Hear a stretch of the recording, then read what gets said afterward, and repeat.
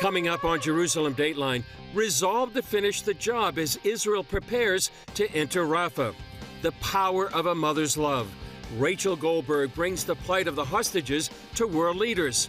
Plus, examining Hamas's strategy to use the hostages to torture a nation and bring about political instability. And tens of thousands at the Western Wall receiving the priestly blessing. All this and more coming up on this edition of Jerusalem Dateline.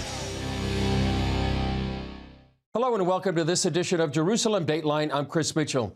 From the Gaza Strip to the Lebanese border, Israel finds itself fighting on multiple fronts. Here's the latest.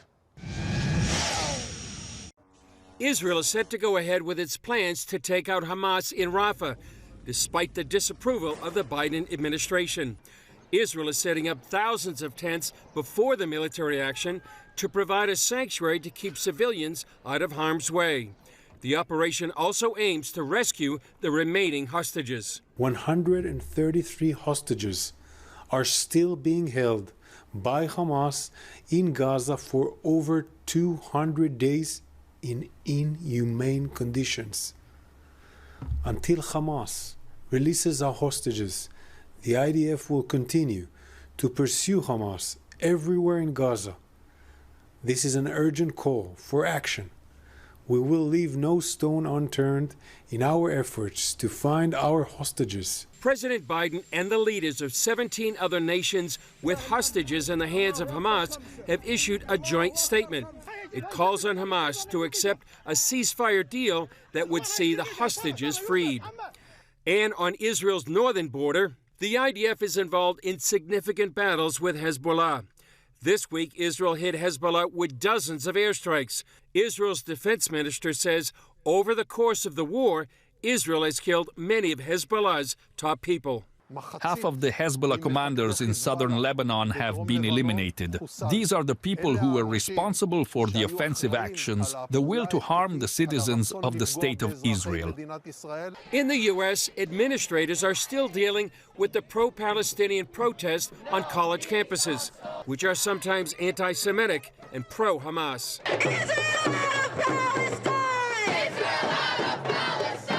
One driving factor in young people's anti-Israel sentiment appears to be online videos like those on TikTok. Virginia Senator Mark Warner spoke with CBN News about how those posts overwhelmingly favor the Palestinians. There's been independent analysis done that shows on TikTok the amount of pro-Palestinian posts are 54-1 over pro-Israel posts. Now, acknowledge American youth might be split 80-20 pro-Palestinian, but they're not split 54-1. But Christians are showing their support for Israel. Worship leader Sean Foyt and other Christians gathered to march near the Columbia University campus Thursday evening. Foyt told CBN's Billy Hollowell they chose that location because that's where the campus protest movement started before spreading across the country. So we want to go to the heart of where this all began and say enough is enough. We are rising up. We're coming to bring the light. We're coming to say we're not going to be pushed around, and we're going to join with our Jewish brothers and sisters. Adele Raymer is one of the articulate survivors of Kibbutz Nirim, and she spoke yesterday about her experiences with CBN President Gordon Robertson. Take a look. What's your message to America today? When you see the protests on the college campuses now, what's your message to them? You know, the people who live where I do are people that were peace-loving and extended their hands in peace, driving Gazans who needed medical aid to hospitals. These are the people that they, for some reason, felt needed to be attacked and slaughtered. When they say, from the river to the sea, Palestine will be free, that's a genocidal war cry, and I take them at their word. And America has to be very, very awake now, because the West is next. They're not going to stop with Israel. Their eyes are set on Israel and then much further on. You have to be aware of that. Well, I'm aware of that. I'm just amazed that, you know, University of Texas, Columbia University, Yale University, these prestigious institutions where people are quite clearly quite intelligent are buying into this. I've got to call it for what I see. It's a lie. It is a lie, but it's also, you have to understand that when you're in the Middle East, you have to talk Middle East. You can't talk West. All of those people that are protesting out there do not understand how Islamic Jihad sees the West and what they intend to do. They're the Nazis of 2024. They want to take over the Western world and bring Sharia law and take over everything that we've built in Israel and that America has built up in America. It seems on occasion that our own government wants us to somehow buy into that it's not what it professes to be. I'm amazed that they're not calling it out. I get access to Arabic translations, and when they speak in English, they say one thing. When they speak in Arabic, they're saying something completely different. And that message isn't getting across. And it doesn't matter if you're Republican or Democrat. President Bush famously said after 9/11 that Islam means peace, and it doesn't. It means submission. And unless you submit to Sharia, they are going to attack you. You know, I always used to say that I'm sure that the great majority of people on the other side of that fence just want the same thing that I do, to put food on their table, have safety for their children. October 7th changed that for me. I understood that I got my numbers wrong, because it wasn't only the Nukhba that came in, the armed fighters that came into my kibbutz and the communities around. It was the people on the street, men, women, children, all ages, just came in to loot and plunder and destroy. And I'm sitting there with my son holding the handle down, and I'm saying, where are the good Gazans? And I'm in touch with people from Gaza. I've been in the past in touch with people with Gaza and done educational activities with them. With people that I know, we're trying to teach the people, the children, that the people on my side of the border do not want their deaths, do want to collaborate and to communicate and to live as good neighbors. But those people are in the minority. And the Hamas has done such an excellent job at educating an entire generation to hate us. Well, they've done it with our tax dollars. I mean, that's UNRWA. They run all the schools. So it's that we're just not awake to it. Where's their hope? I think there was some glimmer of hope when Iran sent, you know, it's kind of odd to say there's hope in the middle of a direct attack from Iran, but it seems like the Abraham Accords held. And other nations who do want peace, I think Jordan truly does want peace. They joined with Israel in defending against that attack. Saudi Arabia, to my absolute amazement, said that they went public with it and said, we join with this too. We will not allow this to happen. So is there hope? How do we get to that hope? And I guess, how do you defeat the ideology of hate? So that Saturday was amazing, that Saturday night when those rockets came over, to see how much help we got and how ineffectual those very frightening rocket attacks were in the end. And the hope, you have to be an optimist to live in Israel. You can't not be an optimist. It doesn't work. So I'm going back home. And I'm going to rebuild, and I'm going to make it bigger and better and more beautiful and more wonderful, and that will be my revenge. That will be my way of getting back to say, terror is not going to run my life. What a great interview. If you want to be a part of helping Kibbutz Nerim rebuild, there's a website on your screen showing how you can contribute through the Jewish National Fund USA. And you can also find the link by going to CBN's website. Once there, if you click on Israel and find the page that contains Adele's story, there's a live link there that will take you to the Jewish National Fund website. Up next, Rachel Goldberg appealing to world leaders for the return of the hostages. This week, Hamas released a propaganda video with hostage Hirsch Goldberg Poland. His mom and dad, Rachel and John, said in a statement they were relieved to see him alive. They told their son, "We love you, stay strong, survive." Here is the second part of CBN News' recent interview with Rachel. Do you feel like the U.S. is doing all that it can to help get your son home? So we have felt extremely supported and had tremendous access and transparency with what they can share with us from not just the administration, but all of Congress. We've met more than 50 senators at this point. We've met with the president, many governors, and we've met just a tremendous amount of people in the American government who have made it very clear this is a bipartisan issue. There are 8 American families who have hostages still being held. Tragically, 3 are now confirmed no longer alive. Is everyone doing all they can do? I like to think so. I pray that that's the case. I hope that that's the case. I say constantly, hope is mandatory. Hope in this situation is absolutely mandatory.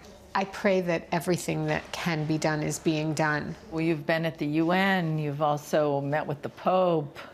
Do you feel like they understand, that they get the situation? I appreciated when we were talking to Pope Francis and I showed him the video of Hirsch being kidnapped. He said, what you have experienced is terrorism, and terrorism is the absence of humanity. So to me, it was very wise and very empowering and very comforting to hear that. When I spoke at the UN, I try to just tell the story of all of us, all of humanity. We are all suffering right now. I'm very cognizant, and I have always been very careful to talk also about the thousands and thousands of innocent Gazan civilians who are suffering. But I think that the world doesn't completely understand the situation of what's going on. The world doesn't understand who the hostages are that are being held currently. The original 252 hostages represented 39 different countries. They were Christian, Jews, Muslim, Buddhist, and Hindu. They ranged in age from 9 months to 87 years old. I'm convinced that if they had been taken on October 7th, those 252 people, and were being held in Dallas, Texas, that the world would have shown up the next day and they would have figured out how to get them out. But we're in a neighborhood, in a region that is very complicated and very complex. And I don't think people want to take the time to understand the nuance of how complex and how complicated and how painful this neck of the woods is. So it's much easier to just take one side, black or white, and run with it. And I understand. So you mentioned hope, how crucial it is. What gives you hope? I really believe that God is in charge here, and that gives me tremendous hope that this will end in a way that we will have outrageous amounts of work to do. You know, in our family, obviously, we have a lot of help that we will need to get for Hirsch on many levels, on the physical level, on the soul and mental health and emotional and psychological levels, but also in this whole region. We really need real solutions here. This has been complicated for many years. I mean, the irony is that many of the people who were taken from the kibbutz communities on the border were real proponents of coexistence and peace. How do you pray for Hirsch, and how would you like others to pray? Well, I pray throughout the day. Jewish people, there are some people who pray 3 times a day. I do it twice a day, the ritualized prayer, and then throughout the day I'm saying psalms for Hirsch in his merit and in the merit of the other hostages being released, praying that all of our leaders can do the right thing, even though that will require tremendous tenacity and courage, because it might not be in their interest to do what it takes to do the right thing. And I would pray that our hostages come home safe and sound. You know, there's still 19 girls being held, young women being held. They're presumed to be pregnant from the abuse that they have suffered. We need these people out now. I think things would move much faster if people actually really did the work that it took and had the courage to do the right thing. Coming up, brutal leverage, Hamas's war strategy to exploit Israel's concern for the hostages. The release of the Hirsch Goldberg Palin video by Hamas points up the brutality of the war facing Israel. I spoke with John Wagi, our Middle East analyst, about the strategic use of the hostages by Hamas to bring Israel to its knees and force it to negotiate with the same terrorists who celebrated killing Jews on October 7th. John, thanks for being with us.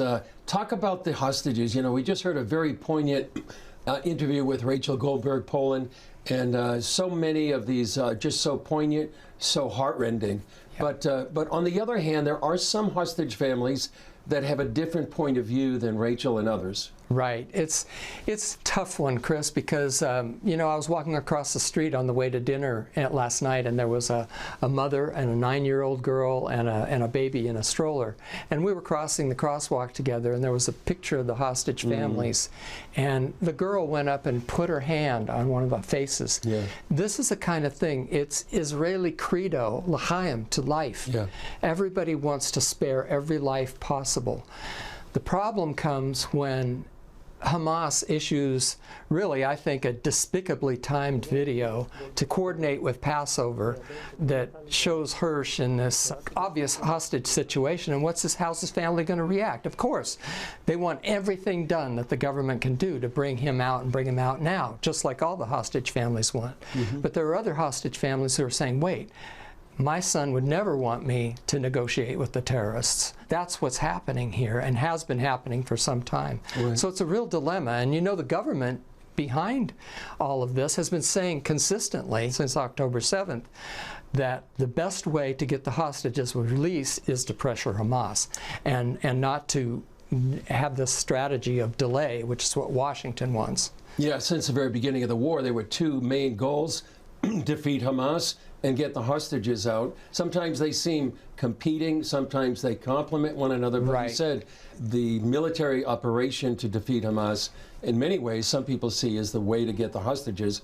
And to your point, I remember interviewing a father of a hostage who said pretty much the same thing. Don't negotiate. My son wouldn't want that. We need to defeat Hamas. That's the way to get the hostages out. Yeah, and there seems to be a division between which groups the White House and the State Department uses to honor the hostage families, and others who are saying more quietly, sometimes in Hebrew, not very often in Israeli media either, that, you know, I don't want you to negotiate for me. Soldiers have been doing the same thing, writing letters saying, if something should happen to me, don't negotiate on my behalf. You know. And like you say, Hamas seems to be using the strength of Israel, the love of life, against themselves. It's a strength, but also they're using it as a weakness for Israel. It's a point that not only Jewish people but Christians around the world should consider that in their prayer time, that there's an information battle going on that's being used as a physical weapon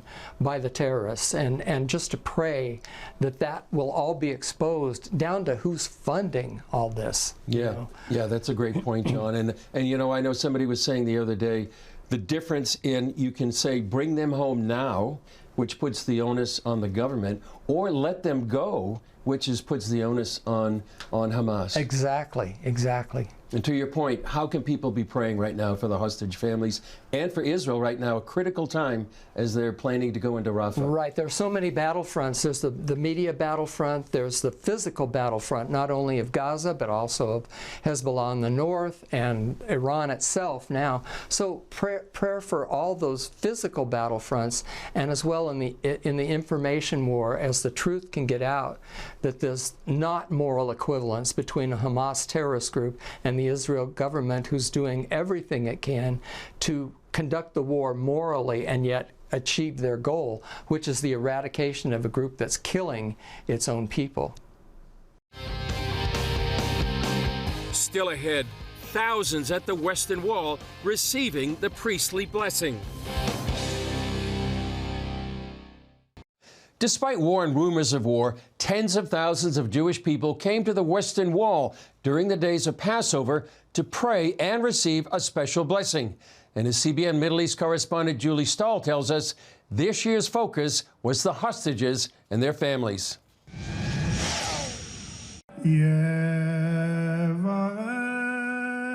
More than 30,000 people took part in the Birkat HaKohanim, or priestly blessing. They also cried out for the hostages' return and peace for the state of Israel. Jewish people from all over Israel and around the world came to the Western Wall today to bless and to be blessed. This year, they're also joined by some of the families of the hostages. We came to the Kotel to do the priestly blessing, so we were invited here by the rabbi of the Western Wall to come and hear the priestly blessing and to pass on the power of the blessing that was here today to Eliah and all the hostages that are in Gaza. In the book of Numbers, God gives Moses and Aaron these words for the children of Israel.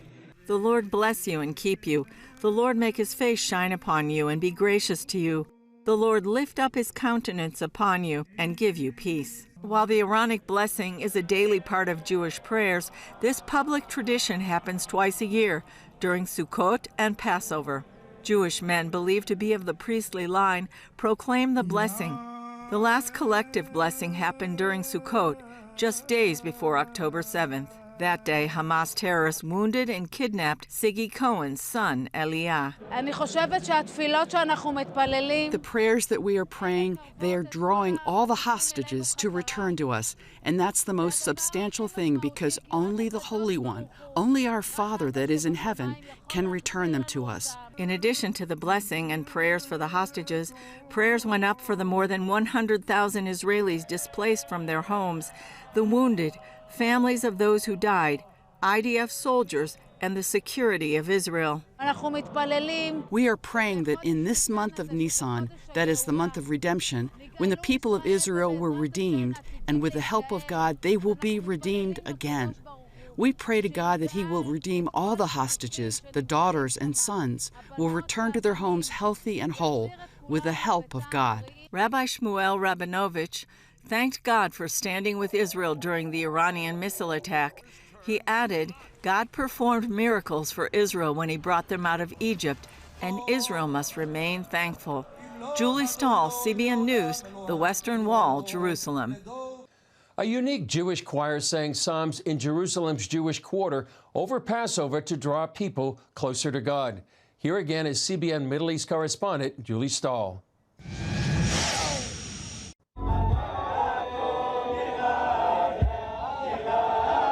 This choir's songs look forward to the day when the Jewish temple will be rebuilt. The Levitical choir is part of the Temple Institute, which focuses on the Third Temple's establishment, and all the choir members are from the tribe of Levi. The lyrics are from the time of the temple, and the melodies are some of them new, some of them more ancient music. There are about 30 members, and choir director Itzik Weiss says most of the music is from Psalms. The purpose is to establish a choir that we will finally sing all the songs that we're singing in the Bet Mikdash, in the temple. Weiss tells CBN News they are composing new songs like it says in Psalm 96, sing a new song to the Lord.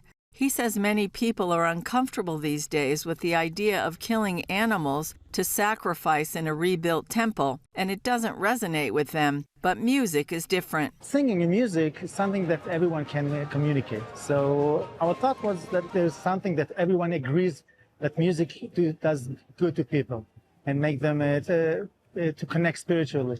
And even at this time of war, the goal is the same. We're trying to make people feel good. That's the only thing we want. Julie Stahl, CBN News, the Jewish Quarter, Jerusalem's Old City. Well, that's all for this edition of Jerusalem Dateline. Thanks for joining us. Remember, you can follow us on social media, and you can access CBN content through our CBN News and other CBN apps. And please continue to pray for Israel at this critical moment. I'm Chris Mitchell. We'll see you next time on Jerusalem Dateline.